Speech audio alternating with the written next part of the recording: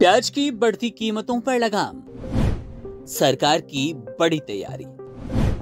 इस गर्मी नहीं लगेगा महंगाई का करंट। नमस्कार, वन इंडिया हिंदी देख रहे हैं आप और आपके साथ मैं हूं मुकुंद। गर्मी का मौसम आते ही सब्जियों के दाम आसमान छूने लगते हैं। इस साल भी गर्मी अपना प्रचंड रूप दिखा रही है। ऐसे में तमाम सब्जियां महंगी होनी शुरू हो गई है।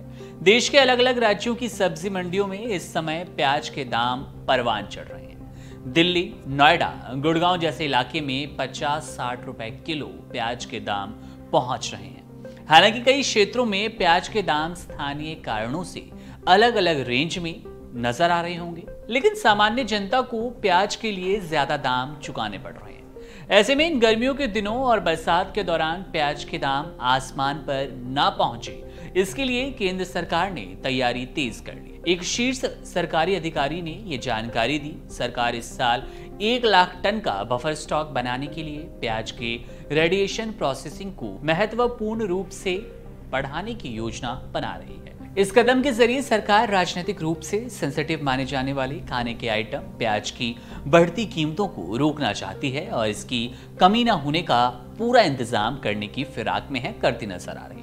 उपभोक्ता मंत्रालय के सचिव निधि खरे ने कहा कि प्याज की होर्डिंग या जमाखोरी और अक्सर सप्लाई में दिक्कत पैदा करने की एक बड़ी वजह बन जाती है। अब इस वजह से कीमतों में अस्थिरता देखी जाती है। इसको रोकने के लिए सरकार प्याज के स्वजीवन यानी कि जो इसकी सेल्फ लाइफ होती है उसको बढ़ाने के लिए बड़े पैमाने पर रेडिएशन टेक्नोलॉजी यानी कि विकिरण प्रौद्योगिकी का इस्तेमाल करने की योजना बना रही है।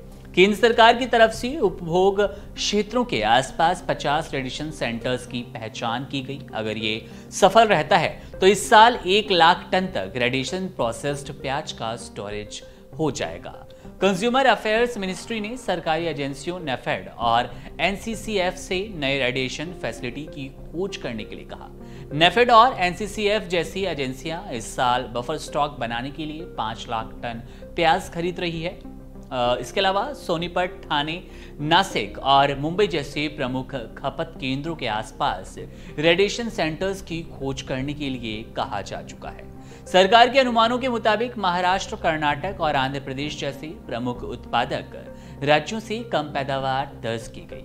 इसके चलते दुनिया के सबसे बड़े प्याज निर्यातक देश यानी कि भारत के उत्पादन में 2023-24 में 16% की गिरावट का अनुमान है और इस बार प्याज का उत्पादन 2,54.7 लाख टन रहने की उम्मीद है, जो कि पहले के मुकाबले कम है। यानी कि प्याज का उत्पादन तो कम रहेगा, लेकिन जो नई टेक्नोलॉजी का इस्तेमाल करते हुए सरकार इस क्षेत्र में अपने कदम बढ़ा रही है, वो कहीं ना कहीं महंगाई को कम करेगा। प्याज के दाम जो 7वें आसमान पर होते थे, जो प्याज के दाम गर्मियों में हर साल आपको बढ़ते नजर आ रहे थे, वो प्याज के दाम कंट्रोल में आ सकते हैं।